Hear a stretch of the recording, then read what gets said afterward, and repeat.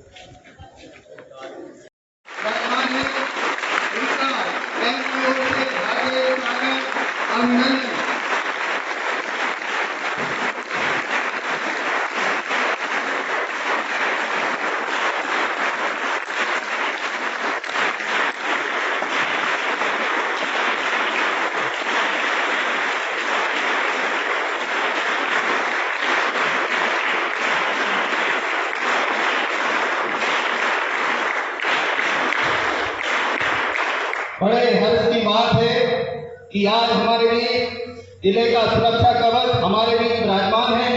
मैं BTS Command Sir Adam, Lieutenant Colonel R.K. Goyal Sir, ANOs, their staff, and all my dear fellow cadets, a very warm welcome to you all to this beautiful and wonderful CTC Camp 8th day.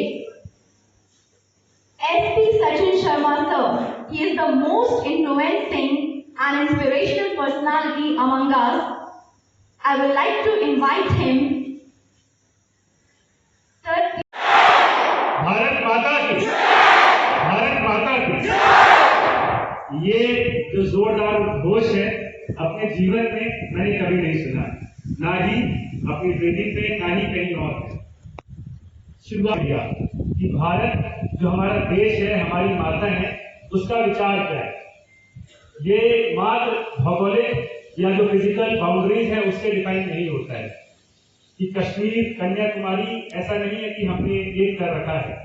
हमारी जो आस्था है, हमारी जो संस्कृति है, हमारी जो मान्यता है, विविधता में जो एकता है, वो इस भारत को बनाता है।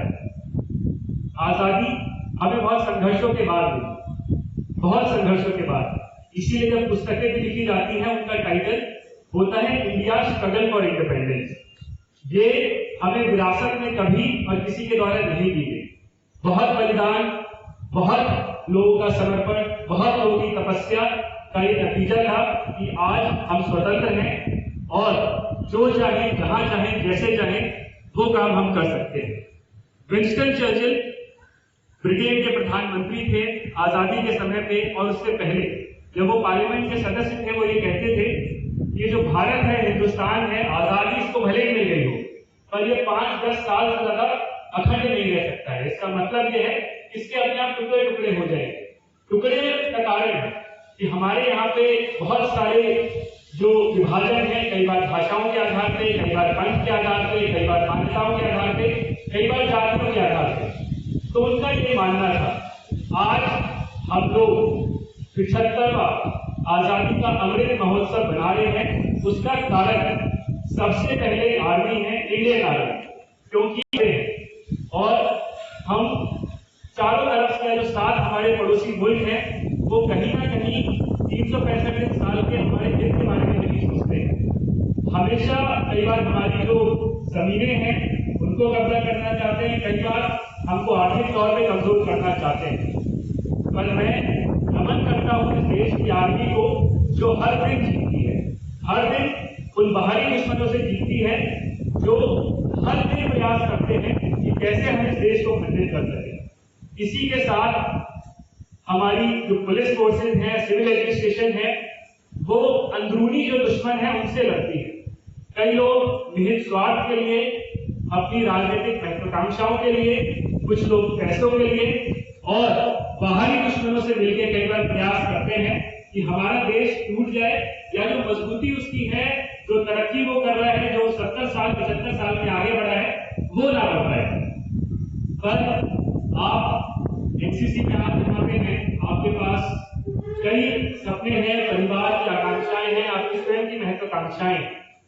हम जो भी कर रहे हैं, जहां भी हम हैं, हमारा प्रथम दायित्व हमारे देश, हमारे राष्ट्र के प्रति है। आर्मी में यही सिखाया जाता है, सबसे पहले देश या राष्ट्र, उसके बाद बटालियन, उसके बाद आपका साथी और उसके बाद अपना हित। अपना हित का अर्थ है यदि आपको आपकी जान का भी खतरा है तो सबसे पहले आप अपने साथी की चिंता करेंगे, ना कि आप।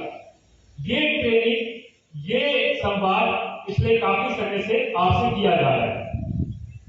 यहाँ पे जो एनसीसी का मोटो है वो है यूनिटी एंड डिसिप्लिन। यूनिटी और सामान्य शब्द लगता है एकता। इस देश में एकता बहुत अलग है। उसका कारण इस देश में इतनी ज्यादा विविधताएं हैं, इतनी ज्यादा भाषाएं हैं, हर 50 किलोमीटर में भाषाएं बदल जाती हैं। हम यहाँ छतरपुर में खड़े हैं, अगर आप रीवा में जाएंगे तो वहां बघेली बोली जाएगी, यहाँ पे बुंदेली बोली जाएगी। थोड़ा सा और आगे जाएंगे, मालवा की भाषा यहाँ से पूरी तरीके से अलग है। हमारे यहाँ पे जो कविताएं हैं, जो कथाएं हैं, वो भी हर 50 किलोमीटर में बदलती है। जो लोग यहाँ पे रहते हैं, मौसानिया में रहते हैं, उन्होंने महाराजा छत्रसाल की शौर्य गाथाएं सुनी। यहाँ से थोड़ा सा आगे आप जाएंगे, कुछ लोग झांसी से आए हैं, महारानी लक्ष्मीबाई की जो उन्होंने सर्वस्व बलिदान दिया, उनकी कथाएं आपने सुनी। बात यहाँ पे जो एकता की हो रही है वो यूनिटी इन डाइवर्सिटी है। डाइवर्सिटी का अर्थ है कि अगर मैं बुंदेलखंड से हूं तो मेरा सम्मान आप करेंगे, मुझे आप किसी प्रकार से एक्सप्लॉइट का मतलब ये, कई बार किसी को लगता है कि यदि मैं यहां से हूं तो मैं ज्यादा ऊंचा हूं, मैं ज्यादा सर्वोच्च हूं और मेरी क्षमताएं ज्यादा है। ऐसा बिल्कुल नहीं है। ईश्वर ने हर व्यक्ति को एक समान बनाया है। जिस व्यक्ति में ज्यादा मेहनत करने की क्षमता है, लगन से जो काम करता है, नतीजे हमेशा उसी को मिलेंगे। तो जब भी कोई आपको व्यक्ति दूसरे क्षेत्र का दिखता है, प्रदेश का दिखता है, कई बार नॉर्थ ईस्ट के जो लोग हैं दिल्ली में आते हैं तो उनके जो फिजिकल कैरेक्टरिस्टिक्स हैं, सामने जो दिखते हैं, उनकी वजह से हमारे ही बीच के जो लोग हैं उनको बाहरी मुल्क का बुलाते हैं। ये बहुत दुखद है कि 17 साल की पढ़ाई के बाद जब आप कॉलेज में पहुंचते हैं तो एक छोटी सी चीज की जो विविधता है, अगर कोई व्यक्ति आपकी भाषा नहीं बोलता, कोई व्यक्ति हिंदी ठीक से नहीं बोल पाता, तो आप उसका मजाक उड़ाते हैं। हमारा उद्देश्य हमेशा भारत माता की, भारत माता की, ये जो जोरदार उद्घोष है अपने जीवन में मैंने कभी नहीं सुना, ना ही अपनी ट्रेनिंग में, ना ही कहीं और। शुरुआत किया कि भारत जो हमारा देश है, हमारी माता है, उसका विचार क्या है। ये मात्र भौगोलिक या जो फिजिकल बाउंड्रीज है उससे डिफाइन नहीं होता है कि कश्मीर, कन्याकुमारी ऐसा नहीं है कि हमने एक कर रखा है। हमारी जो आस्था है, हमारी जो संस्कृति है, हमारी जो मान्यता है, विविधता में जो एकता है, वो इस भारत को बनाता है। आजादी हमें बहुत संघर्षों के बाद मिली, बहुत संघर्षों के बाद। इसीलिए जब पुस्तकें भी लिखी जाती हैं उनका टाइटल होता है इंडिया स्ट्रगल फॉर इंडिपेंडेंस। ये हमें विरासत में कभी और किसी के द्वारा नहीं दी गई। बहुत बलिदान, बहुत लोगों का समर्पण, बहुत लोगों की तपस्या का ये नतीजा था कि आज हम स्वतंत्र हैं और जो चाहे, जहां चाहे, जैसे चाहे वो काम हम कर सकते हैं। विंस्टन चर्चिल ब्रिटेन के प्रधानमंत्री थे आजादी के समय पे, और उससे पहले जब वो पार्लियामेंट के सदस्य थे, वो ये कहते थे ये जो भारत है, हिंदुस्तान है, आजादी इसको भले ही मिल गई हो पर ये 5-10 साल से ज्यादा अखंड नहीं रह सकता है। इसका मतलब ये है इसके अपने आप टुकड़े टुकड़े हो जाएंगे। टुकड़े का कारण है कि हमारे यहाँ पे बहुत सारे जो विभाजन है, कई बार भाषाओं के आधार पे, कई बार पंथ के आधार पे, कई बार मान्यताओं के आधार पे, कई बार जातियों के आधार पे। तो उनका ये मानना था आज हम लोग 75वां आजादी का अमृत महोत्सव बना रहे हैं। उसका कारण सबसे पहले आर्मी है, इंडियन आर्मी, क्योंकि और हम चारों तरफ से जो 7 हमारे पड़ोसी मुल्क हैं वो कहीं ना कहीं 365 साल के हमारे हित के बारे में नहीं सोचते हैं। हमेशा कई बार हमारी जो जमीनें हैं उनको कब्जा करना चाहते हैं, कई बार हमको आर्थिक तौर पे कमजोर करना चाहते हैं।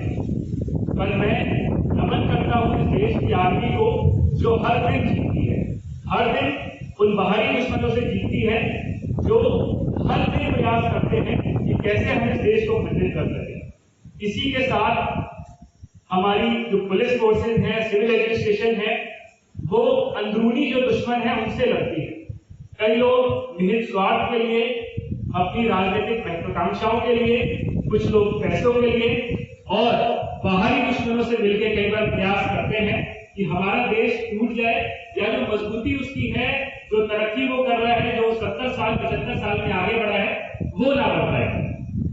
पर आप एनसीसी में आप यहाँ पे हैं, आपके पास कई सपने हैं, परिवार की आकांक्षाएं हैं, आपकी स्वयं की महत्वाकांक्षाएं। हम जो भी कर रहे हैं, जहां भी हम हैं, हमारा प्रथम दायित्व हमारे देश, हमारे राष्ट्र के प्रति है। आर्मी में यही सिखाया जाता है, सबसे पहले देश या राष्ट्र, उसके बाद बटालियन, उसके बाद आपका साथी और उसके बाद अपना हित। अपना हित का अर्थ है यदि आपको आपकी जान का भी खतरा है तो सबसे पहले आप अपने साथी की चिंता करेंगे, ना कि आप। ये ट्रेनिंग, ये संवाद पिछले काफी समय से आपसे किया जा रहा है। यहाँ पे जो एनसीसी का मोटो है वो है यूनिटी एंड डिसिप्लिन। यूनिटी बहुत सामान्य शब्द लगता है, एकता। इस देश में एकता बहुत अलग है। उसका कारण इस देश में इतनी ज्यादा विविधताएं हैं, इतनी ज्यादा भाषाएं हैं, हर 50 किलोमीटर में भाषाएं बदल जाती हैं। हम यहाँ छतरपुर में खड़े हैं, अगर आप रीवा में जाएंगे तो वहां बघेली बोली जाएगी, यहाँ पे बुंदेली बोली जाएगी। थोड़ा सा और आगे जाएंगे, मालवा की भाषा यहाँ से पूरी तरीके से अलग। हमारे यहाँ पे जो कविताएं हैं, जो कथाएं हैं, वो भी हर 50 किलोमीटर में बदलती है। जो लोग यहाँ पे रहते हैं, मौसानिया में रहते हैं, उन्होंने महाराजा छत्रसाल की शौर्य गाथाएं सुनी। यहाँ से थोड़ा सा आगे आप जाएंगे, कुछ लोग झांसी से आए हैं, महारानी लक्ष्मीबाई की जो उन्होंने सर्वस्व बलिदान दिया, उनकी कथाएं आपने सुनी। बात यहाँ पे जो एकता की हो रही है वो यूनिटी इन डाइवर्सिटी है। डाइवर्सिटी का अर्थ है कि अगर मैं बघेलखंड से हूं तो मेरा सम्मान आप करेंगे, मुझे आप किसी प्रकार से एक्सप्लॉइट का मतलब यह है, कई बार किसी को लगता है कि यदि मैं यहां से हूं तो मैं ज्यादा ऊंचा हूं, मैं ज्यादा सर्वोच्च हूं और मेरी क्षमताएं ज्यादा है। ऐसा बिल्कुल नहीं है। ईश्वर ने हर व्यक्ति को एक समान बनाया है। जिस व्यक्ति में ज्यादा मेहनत करने की क्षमता है, लगन से जो काम करता है, नतीजे हमेशा उसी को मिलेंगे। तो जब भी कोई आपको व्यक्ति दूसरे क्षेत्र का दिखता है, प्रदेश का दिखता है, कई बार नॉर्थ ईस्ट के जो लोग हैं दिल्ली में आते हैं तो उनके जो फिजिकल कैरेक्टरिस्टिक्स हैं, सामने से जो दिखते हैं, उनकी वजह से हमारे ही बीच के जो लोग हैं उनको बाहरी मुल्क का बुलाते हैं। ये बहुत दुखद है कि 17 साल की पढ़ाई के बाद जब आप कॉलेज में पहुंचते हैं तो एक छोटी सी चीज की जो विविधता है, अगर कोई व्यक्ति आपकी भाषा नहीं बोलता, कोई व्यक्ति हिंदी ठीक से नहीं बोल पाता, तो आप उसका मजाक उड़ाते हैं। हमारा उद्देश्य हमेशा जब तक चलती है इसी अनुशासन के साथ आप जिए। पर मैं सही बताता हूं, जिस व्यक्ति ने अनुशासन को अपने अंदर आत्मसात कर लिया उसका जीवन हमेशा के लिए बदल जाता है। एक उम्र के बाद कई लोग ऐसे हैं जिनको बीमारियां लग जाती हैं, कई लोग के पेट बाहर आ जाते हैं, कई लोग उतनी मेहनत नहीं कर पाते जितना वो पहले कर लिया करते थे। आप ही के कुछ जो पूर्व में जिन्होंने एनसीसी की ट्रेनिंग की होगी, आज आप ऊर्जा से भरे हैं और मैं ये मानता हूं कुछ भी आपके लिए असंभव नहीं। आप जो चाहेंगे, जहां तक पहुंचना चाहेंगे, जो अपनी सीमाएं तय करेंगे, वहां पे आप पहुंचेंगे। हम फेल कहां होते हैं, हम हार कहां जाते हैं। अब हारते कब है, जब हम सुबह अलार्म 5 बजे का लगाते हैं। कई लोग मोबाइल में अलार्म कौन लगाते हैं, एक बार मेरा हाथ खड़े करें, सभी लोग लगभग लगाते हैं। और ऐसे कितने लोग हैं जो हर दिन जब अलार्म लगाते हैं उस दिन उसी समय पे उठते हैं। एक बार दोबारा से हाथ करें। ये संख्या बहुत ज्यादा है, थोड़ा सा सच किसी के बारे में बताइए। इसमें विषय जो है या चिंतन का जो विषय है वो ये है कि हमारा मन जो है वो आवारा होता है। हमारा मन ये चाहता है जिस शरीर के अंदर वो है उस व्यक्ति को वो हरा दे। इसका मतलब ये है कि आपने ये तय किया अपने जीवन में कि मैं सुबह 5 बजे का अलार्म लगाऊंगा, पढ़ाई करूंगा, एक्सरसाइज करूंगा, पर जैसे ही आप वो अलार्म बजता है, कभी आपने सोचा है कि कितनी तेजी से आपका मन बोलता है दो चीजें। पहला, अरे यार 4 घंटे हुए सोए हुए, रात को देर से सोए थे, 5 मिनट और सो लेंगे तो जो 6-8 घंटे की नींद जरूरी है वो हम पूरी कर पाएंगे। या कई बार आपका मन आपसे ये बोलता है कि 5 ही मिनट की बात है, 5 मिनट में क्या फर्क पड़ जाएगा। इससे होता ये है कि आपका मन आपको हराना चालू करता है। आपने अपने जीवन में जो लक्ष्य तय किया है, चाहे वो बड़ा अधिकारी, आईएएस ऑफिसर हो, आईपीएस हो, आर्मी में जनरल हो, किसी भी आपने जो लक्ष्य आपने निर्धारित किया है, आप पूरा क्यों नहीं कर पाते हैं, उसका कारण है उस अलार्म को बंद करना।